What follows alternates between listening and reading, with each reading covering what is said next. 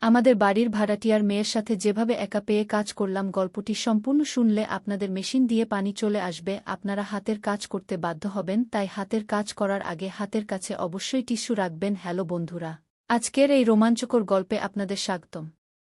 আমার নাম রিঙ্কু এবং আমার বয়স ২০ বছর। আমাদের বাড়িটি ছিল ২ তলার, নিচে আমরা থাকতাম এবং উপরে আমরা সবসময় ভাড়াটে রাখতাম। গত কয়েক মাস ধরে আমার বোনের বিয়ের প্রস্তুতি চলছিল, তাই উপরের ঘরটি খালি করা হয়েছিল। কয়েক দিনের মধ্যে দিদির বিয়ে হয়ে গেল এবং সে তার শ্বশুরবাড়ি চলে গেল। বিয়ের অনুষ্ঠান শেষ হয়ে ২ মাস পেরিয়ে গেছে, তাই আমার মা সেই ঘরটি আবার ভাড়া দেওয়ার সিদ্ধান্ত নিলেন। প্রতিদিন অনেক লোক সেই ঘর দেখতে আসছিল, কিন্তু আমার মা সিদ্ধান্ত নিয়েছিলেন যে তিনি শুধুমাত্র একটি পরিবারকেই ঘর দেবেন, কারণ কলেজের ছাত্রদের ভাড়া দিলে তারা অনেক শোরগোল করে এবং সময়মতো ভাড়াও দেয় না। কিছুদিন পরে একটি পরিবার ভাড়াটে হিসেবে আমাদের বাড়িতে এল। সেই পরিবারটি ছিল খুবই সরল ও শিষ্টাচারপূর্ণ। তাদের মধ্যে ছিল মা-বাবা এবং নিশা নামের তাদের মেয়ে। নিশার বয়স কিছুটা বেশি ছিল, কিন্তু সে ছিল খুবই মেধাবী ও গুণবতী। তার পড়াশোনা করে কোনো উচ্চপদে চাকরি পাওয়ার খুব ইচ্ছা ছিল, তাই সে এখনও বিয়ে করেনি।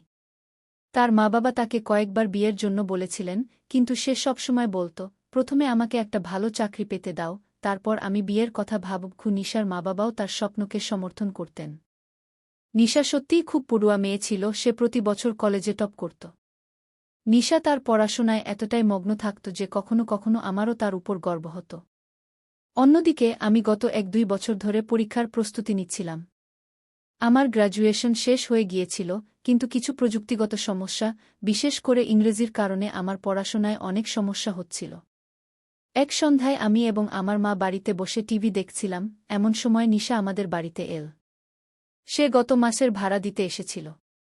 সে আমার মায়ের হাতে ভাড়া দিল এবং চলে যেতে লাগল। এমন সময় আমার মা তাকে জিজ্ঞাসা করল, নিশা, তোমার পড়াশোনা কেমন চলছে? নিশা হেসে বলল, হ্যাঁ আন্টি, খুব ভালো চলছে। কি? তার কথা শুনে আমার মায়ের হঠাৎ একটা আইডিয়া আসল। সে বলল, নিশা, আমাদের রিঙ্কুও পরীক্ষার প্রস্তুতি নিচ্ছে, কিন্তু তার ইংরেজিতে একটু সাহায্য দরকার। তুমি যদি তাকে পড়াও, তাহলে তার খুব উপকার হবে। নিশা বলল যে রিঙ্কুকে সাহায্য করতে তার কোনো সমস্যা হবে না এবং তাকে পড়ানোর সময় তারও অনুশীলন হয়ে যাবে। আমার মা তখনই ঠিক করলেন যে আগামীকাল থেকে রিঙ্কু তার কাছে আসবে এবং সে তাকে পড়াবে। নিশা বলল, ঠিক আছে আন্টি। আর যাই হোক, আমি সারাদিন একা পড়াশোনা করি, রিঙ্কুও যদি আমার সাথে পড়ে, তাহলে আমাদের দুজনেরই উপকার হবে। পরের দিন নির্ধারিত সময় অনুযায়ী আমি কিছু বই নিয়ে নিশার কাছে গেলাম। সে ঘরে বসে পড়াশোনা করছিল, তার দরজা একটু খোলা ছিল, তাই আমি ধীরে দরজায় টোকা দিলাম। তার দৃষ্টি আমার দিকে গেল, সে তৎক্ষণাৎ উঠে হেসে বলল, আয়ো রিঙ্কু, আমি তোমারই অপেক্ষা করছিলাম। সে আমাকে বসার জন্য চেয়ার দিল। সে বলল, আমি কি জানতে পারি তুমি কতদিন ধরে প্রস্তুতি নিচ্ছ? আমি বললাম, আমি গত ১ বছর ধরে কিছু বই পড়ছি। এতে সে হেসে বলল, ঠিক আছে, কিন্তু আমাকে তোমার উপর অনেক পরিশ্রম করতে হবে। নিশা সত্যিই খুব মেধাবী ছিল, সে বিভিন্ন বিষয়ে আমাকে বিস্তারিত তথ্য দিত। তার কথা বলার এবং বোঝানোর ধরন থেকে আমি তার জ্ঞানের গভীরতা বুঝতে পারতাম। একদিন আমি তাকে বললাম, নিশা, আমার এই সব বিষয়ে খুব কম ধারণা আছে। সে বলল, তুমি চিন্তা করো না, আমি ধীরে ধীরে তোমাকে সব শিখিয়ে দেব, তারপর তুমিও আত্মবিশ্বাসের সাথে পড়াশোনা করতে পারবে। নিশা বাড়িতে একা থাকত, কারণ তার মা-বাবা দুজনেই সকালে কাজে চলে যেতেন এবং সন্ধ্যায় বাড়ি ফিরতেন। আমি সকাল, দুপুর, সন্ধ্যা বা যখনই সময় পেতাম তার বাড়িতে পড়াশোনা করতে যেতাম। এখন আমাদের মধ্যে বেশ ভালো বন্ধুত্ব হয়ে গিয়েছিল। নিশা খুব সুন্দরী ছিল, তার কালো লম্বা চুল, পাতলা কোমর এবং চাঁদের মতো উজ্জ্বল রং তাকে আরও সুন্দর করে তুলত। গলার নিচ থেকে সে এত আকর্ষণীয় ছিল যে কেউ তাকে দেখলে মুগ্ধ হয়ে যেত। সে সবসময় পাঞ্জাবি স্যুট পরত এবং দোপাট্টা ব্যবহার করে তার সৌন্দর্য আরও ফুটে উঠত। কিছু মাস পরে ব্যাংকে একটি ভালো পদে চাকরির জন্য শূন্যতা প্রকাশিত হয়েছিল, তাই আমরা দুজনেই সেই পরীক্ষার প্রস্তুতি নিতে ব্যস্ত হয়ে পড়লাম। ব্যাংকিং ক্ষেত্রের চাকরিগুলো আমার বেশি পছন্দ, তাই আমি এই সুযোগের সদ্ব্যবহার করতে চেয়েছিলাম। একদিন কিছু কাজের কারণে তার বাড়িতে পড়তে যেতে আমার দেরি হয়ে গেল। প্রায় ২টার দিকে যখন আমি উপরে গেলাম, তখন দেখলাম তার দরজা খোলা আছে। আমি দরজা খুলে দেখলাম সে ঝাড়ু দিচ্ছিল। সে ঝাড় দিতে এত ব্যস্ত ছিল যে সে আমার আসার খবরই পায়নি। সে ঝাড় দিচ্ছিল নিচু হয়ে, আর তার কাঁধে ওড়না ছিল না। যদিও আমি দেখতে চাইনি, কিন্তু হঠাৎই আমার নজর পড়ল তার সৌন্দর্যের দিকে। তাকে দেখে আমি কিছুক্ষণের জন্য স্থির হয়ে গেলাম। সেই মুহূর্তে আমি বুঝতে পারলাম যে আমার মন অন্য কোথাও নয়। আমি তাড়াতাড়ি নিজেকে সামলে নিলাম আর তাকে ডাকলাম, নিশা, আমি চলে এসেছি। তারপর তার নজর আমার দিকে এল। সে আমার দিকে তাকিয়ে বলল, আজ তো তুমি অনেক দেরি করে এসেছ। আমি হেসে জিজ্ঞাসা করলাম, তুমি দুপুরে ঝাড় দিচ্ছ কেন? সে বলল, কিছুই না, একটু ময়লা হয়ে গিয়েছিল। কিন্তু সম্ভবত তখনই তার মনে পড়ল যে সে ওড়না পড়েনি। সে তাড়াতাড়ি ঝাঁটা রেখে পিছনের ঘরে ছুটে গেল আর কিছুক্ষণের মধ্যেই ওড়না নিয়ে বেরিয়ে এল। আমি সেই মুহূর্তে একটু লজ্জা বোধ করলাম। আমি ভিতরে গিয়ে চেয়ারে বসলাম। সেও আমার সামনে এসে বসল আর আমরা দুজনেই পড়তে শুরু করলাম। আমরা আমাদের বইয়ে মন দিয়ে পড়া শুরু করলাম। দুপুরে যখনই আমরা পড়তাম সে সবসময় কিছু নাস্তা বানাত আর আমাকেও খাওয়াত। আজও সে খাবারের জন্য কিছু নিয়ে এসেছিল। 5টার দিকে সে বলল, আমার বাজার থেকে কিছু জিনিস আনতে হবে, কিন্তু খুব অলস লাগছে। আমি তাকে টিটকারি দিয়ে বললাম, তুমি আমাকে বলে দাও কি কি আনতে হবে, আমি এনে দেব। সে বলল, না, তুমি পারবে না কি? তখন আমি একটু মজা করে বললাম, আরে, এমন কি আছে যা আমি আনতে পারব না? সে হেসে বলল, তুমি থাক, আমি নিজেই যাব। আমি বললাম, ঠিক আছে, যদি তোমার অলস লাগে তাহলে আমি গাড়ি নিয়ে তোমাকে নিয়ে যাব। তুমি তাড়াতাড়ি তোমার জিনিসগুলো নিয়ে নিও আর তাড়াতাড়ি ফিরে আসবে। আমার কথা শুনে সে একটু ভাবল আর বলল, চলো, তাহলে ঠিক আছে। সন্ধ্যা 6 আমি আমার বাইক বের করে নিচে অপেক্ষা করতে লাগলাম। কিছুক্ষণ পর নিশা নিচে নেমে এল। সে টকটকে লাল রঙের একটি পাঞ্জাবি স্যুট পরেছিল। আমার নজর একবার তার উপর পড়ল এবং আটকে গেল। আমি নিজেকে সামলে নিলাম এবং গাড়ি চালু করলাম। সে বসতে যাচ্ছিল, ঠিক তখনই আমি তাকে বললাম, নিশা, তোমার দোপাট্টা ঠিক করে নাও। সে তার দোপাট্টা ঠিক করল এবং দুটি পা এদিক ওদিক করে বাইকে বসে গেল। সে আমাদের দুজনের মধ্যে কিছুটা দূরত্ব বজায় রেখেছিল। আমাদের গ্রামের রাস্তায় অনেক গর্ত ছিল এবং আমার বাইকও পুরানো ছিল, তাই আমরা অনেক ঝাঁকুনি খাচ্ছিলাম। ঝাঁকুনির কারণে কিছুক্ষণের মধ্যেই নিশা তার নরম হাত আমার কাঁধে রাখল। তার স্পর্শে আমি খুব ভালো লাগলাম, কিন্তু আমি আমার পুরো মনোযোগ বাইক চালানোর উপর কেন্দ্রীভূত রাখলাম। আমরা বাজারে পৌঁছলাম এবং সে দ্রুত তার জিনিসপত্র কেনা শুরু করল। সেখানে আমাদের বেশি সময় লাগল না এবং জিনিসপত্র কেনার পর আমরা দুজন বাড়ি ফিরতে লাগলাম। ফেরার সময়ও সে পিছনের সিটে শিশুর মতো বসেছিল, কিন্তু এখন আমাদের মধ্যে দূরত্ব কিছুটা কমে গিয়েছিল। সে আমার এত কাছে বসেছিল যে তার শরীরের সংস্পর্শ আমার পিঠে অনুভব করতে পারছিলাম। সে এখনও তার হাত আমার কাঁধে রেখেছিল, যার ফলে আমার মনে অসংখ্য ভাবনা আসতে শুরু করেছিল। খারাপ রাস্তার কারণে যখনই সে একটু নড়াচড়া করত, আমি তার শরীরের ধাক্কা অনুভব করতে পারতাম এবং এতে আমার মন অস্থির হয়ে উঠছিল। তবুও আমি আমার মনকে শান্ত রাখার চেষ্টা করলাম। কিছুক্ষণের মধ্যেই আমরা বাড়ি পৌঁছে গেলাম। আমি গাড়ি থামালাম এবং তাকে নামতে বললাম।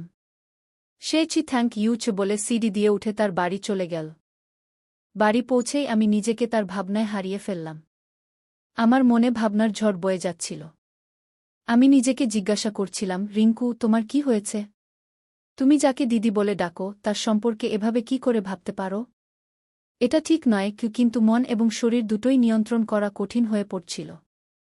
তবুও আমি আমার ভাবনাগুলো দমিয়ে শান্ত থাকার চেষ্টা করলাম। পরের দিন সকাল 10টায় আমি তার বাড়ি গেলাম। সে চেয়ারে বসেছিল এবং আমাকে দেখামাত্র তাড়াতাড়ি তার ওড়না কাঁধে টেনে নিল। এটা তার অভ্যাস ছিল।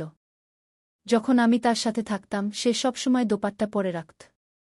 কিন্তু যখন সে একা থাকত তখন দোপাট্টা সরিয়ে নিশ্চিন্তে থাকত। আমি আমার জায়গায় বসে পড়া শুরু করলাম। কিছুক্ষণ পর সে আমাকে বলল, আমি গতকাল তোমাকে পলিউশনের গ্রাফ সম্পর্কে জিজ্ঞাসা করেছিলাম। আজ তুমি আমাকে গ্রাফ বানানো শেখাবে? আমি বললাম, হ্যাঁ, তুমি চিন্তা করো না, আমি তোমাকে ভালো করে শিখিয়ে দেব। আমি আমার জায়গা থেকে উঠে তার বিছানার পাশে গিয়ে বসলাম। সে গ্রাফ বানানোর চেষ্টা করছিল কিন্তু বারবার ভুল করছিল। আমি বললাম, এটা এভাবে নয়। পেন্সিল এদিকে আনো, আমি বানিয়ে দেখাই। আমি তার পেন্সিল নিয়ে আমার বইতে গ্রাফ বানিয়ে দেখালাম। সে অবাক হয়ে বলল, রিঙ্কু, তুমি তো খুব ভালো করে বানিয়েছ। আমি কতবার চেষ্টা করেছি, কিন্তু পারিনি। আমি হেসে বললাম, আমি তো তোমাকে বলেছিলাম একটু চর্চা করলে তুমিও পারবে। সে আবার বানানোর চেষ্টা করল, কিন্তু এবারও পারল না। সে কিছুটা হতাশ হয়ে আমার দিকে তাকিয়ে বলল, রিঙ্কু, আমাকে ভালো করে শেখাও না কি? তার কণ্ঠের মিষ্টতা এবং মুখের মায়াময় ভাব দেখে আমার কিছু বিশেষ অনুভূতি হল। আমি একটু হেসে বললাম, ঠিক আছে, তাহলে আমরা এভাবে করি। এখন আমি তোমার হাত ধরে শেখাব। তার সম্মতিতে আমি তার বাঁ দিকে বিছানায় বসলাম।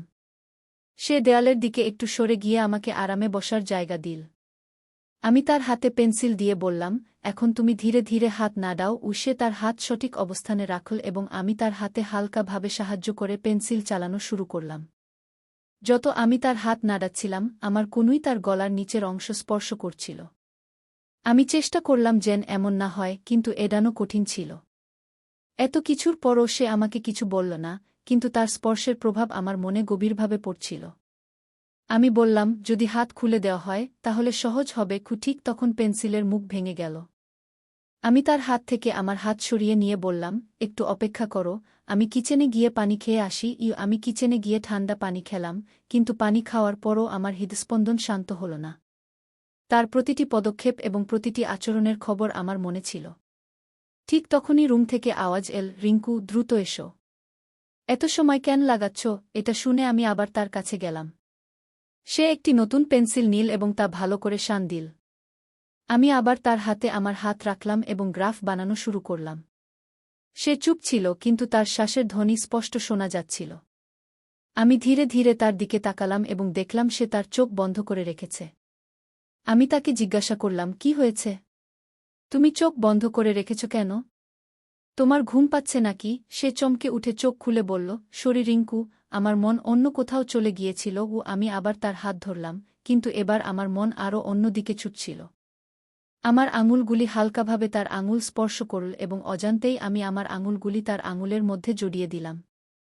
সে কিছু বলল না, কিন্তু তার মুখের অভিব্যক্তি থেকে বোঝা যাচ্ছিল যে সে এই অনুভূতি উপভোগ করছে।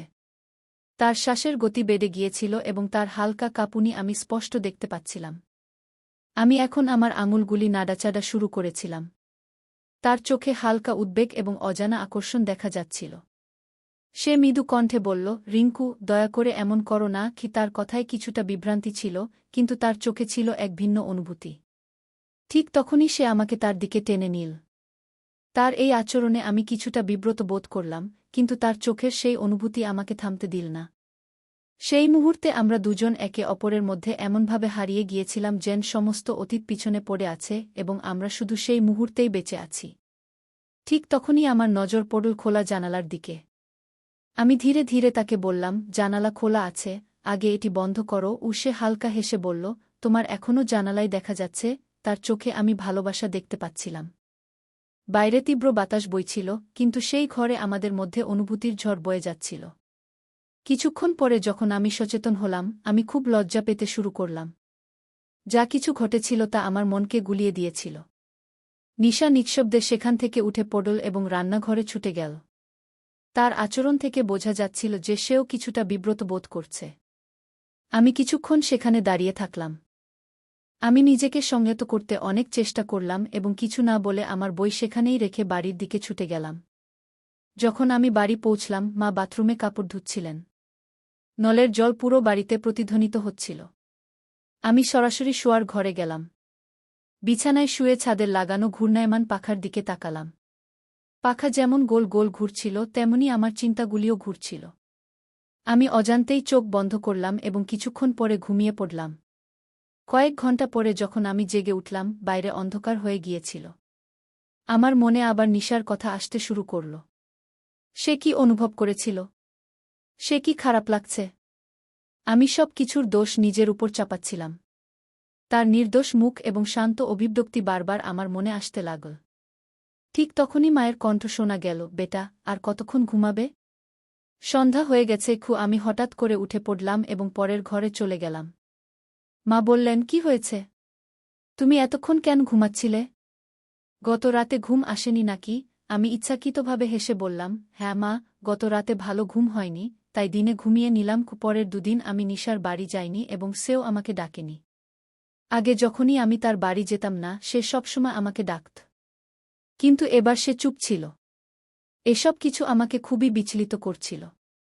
আমি আমার বেশিরভাগ সময় বাড়িতেই কাটাচ্ছিলাম। মা একবার জিজ্ঞাসা করলেন, কি হয়েছে? দুদিন ধরে তুমি পড়াশোনা করতে নিশার কাছে যাচ্ছ না? আমি শুধু কোনো অজুহাতে তাকে শান্ত করলাম। তৃতীয় দিন সকালে আমি বাগানে গাছপালাকে জল দিচ্ছিলাম, তখন অজান্তেই আমার নজর উপরের তলায় পড়ল। নিশা সেখানেই দাঁড়িয়ে ছিল এবং তারও নজর আমার দিকে ছিল। কিন্তু আমাকে দেখামাত্র সে তাড়াতাড়ি নজর সরিয়ে নিল। কিছুক্ষণ পরে আমি আবার তাকালাম, সে এখনও সেখানেই দাঁড়িয়ে ছিল, কিন্তু এবার তার নজর আমার দিকে ছিল না। ঠিক তখনই আমার মা বাইরে বেরিয়ে এলেন এবং তার নজর নিশার উপর পড়ল। তিনি নিশাকে বললেন, কি ব্যাপার নিশা? দুদিন ধরে পড়াশোনা বন্ধ? মনে হচ্ছে কোনো সমস্যা আছে। নিশা সংকোচে বলল, না আন্টি, পরীক্ষা কাছে আসছে তাই পড়ছি। আর রিঙ্কু বলে তার মাথা ব্যথা করছে, তাই সে আসেনি। খিমা আমার দিকে ফিরে জিজ্ঞাসা করলেন, কি হয়েছে তোমার? তুমি আমাকে কিছু বলনি কেন? আমি দ্রুত উত্তর দিলাম, হ্যাঁ মা, একটু মাথা ব্যথা করছিল, কিন্তু এখন ঠিক আছে। তারপর আমি নিশার দিকে তাকিয়ে বললাম, আজ আমি পড়তে আসব। সে ধীরে ধীরে বলল, ঠিক আছে। কিছুক্ষণ পরে আমি আমার বই নিতে ব্যাগ খুললাম। তখন মনে পড়ল যে আমার বইগুলি নিশার কাছেই পড়ে আছে।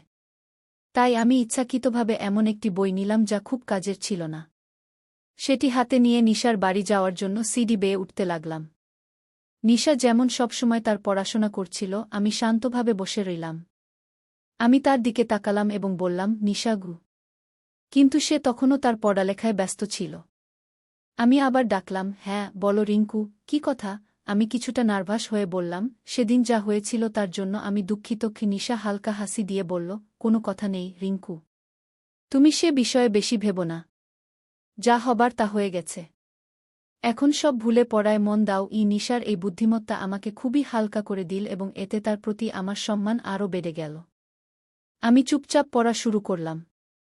কিছুক্ষণ পর সে বলল, রিঙ্কু, তুমি সে বিষয়ে বেশি ভেবা না। আগামী মাসে আমাদের পরীক্ষা দিতে হবে। এখন শুধু নিজের পড়ায় মন দাও। এবার আমাদের পাস করতে হবে। এরপর আমরা দুজনেই সত্যিই মন দিয়ে পড়া শুরু করলাম। সে আমাকে সবভাবে সাহায্য করত এবং উৎসাহ দিত। কিন্তু আমার মনে তার প্রতি অনুভূতি বাড়তেই থাকল। সে আমার খুব পছন্দ হয়ে গেল। পরীক্ষার আর মাত্র 7 দিন বাকি ছিল। সেদিন আমি নিশার কাছে গেলাম এবং সাথে একটি গোলাপ ফুল নিয়ে গেলাম। পড়ার সময় আমি অনেক ভেবেছি যে তাকে ফুল দেব কিনা। শেষে সাহস করে আমি তাকে গোলাপ ফুল দিলাম। সে নিচে তাকিয়েছিল, কিন্তু যখন সে আমার হাতে গোলাপ দেখল, তার মুখে হালকা হাসি ফুটে উঠল। সে হেসে বলল, থ্যাংক ইউ, এবং আমার হাত থেকে ফুল নিল। তার প্রতিক্রিয়া দেখে আমার আত্মবিশ্বাস বেড়ে গেল। আমি সাহস করে বললাম, নিশা, আমি তোমাকে কিছু বলতে চাই।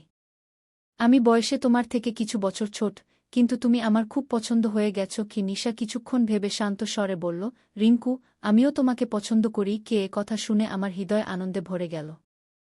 আমি নিজেকে সপ্তম আকাশে অনুভব করছিলাম। আমি আনন্দে নিশাকে জড়িয়ে ধরলাম।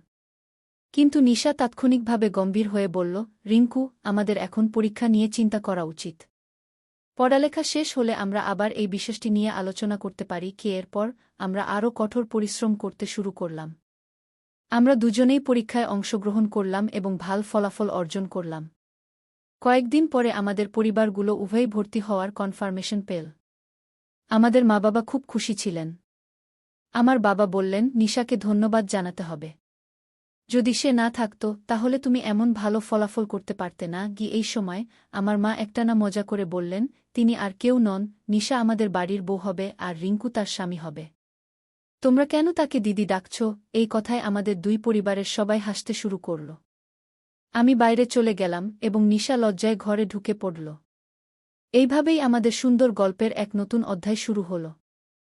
বন্ধুরা, তোমরা মনে হয় আমাদের আজকের ছোট গল্পটি কেমন লাগল? দয়া করে কমেন্টে জানান এবং ভিডিওটির লাইক দিন, চ্যানেলটি সাবস্ক্রাইব করুন।